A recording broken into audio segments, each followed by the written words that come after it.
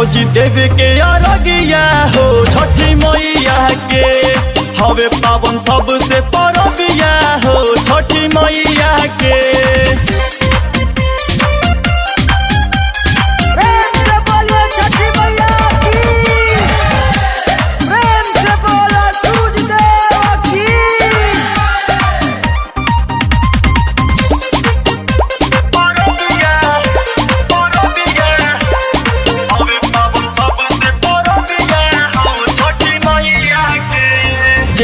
बसावेला सुरुज में मनवा देवेले दीनानाथ सुनर ललनवा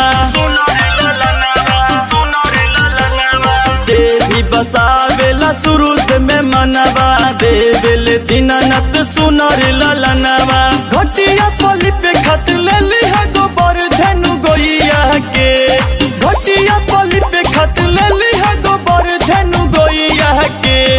चलो भौजी देवे के अरगिया हो छठी मैया के हवे पावन सबसे परबिया हो छठी मैया के।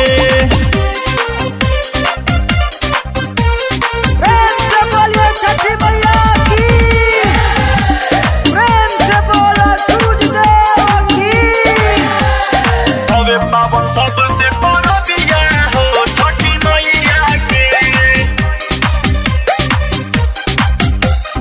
छठी माई के ओही जगह जाला सारा खाइल बा करे प्रोग्राम किसनवा हो आइल बा।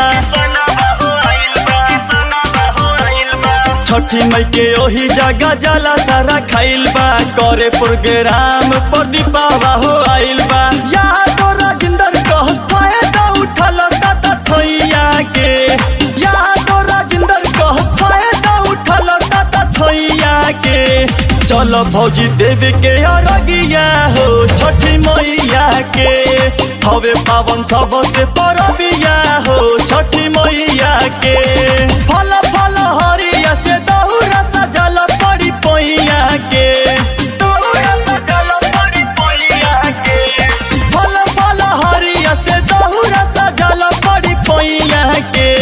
चलो भौजी देवे के अरगिया हो छठी मैया के हवे पावन सबसे परबिया हो छठी मैया के।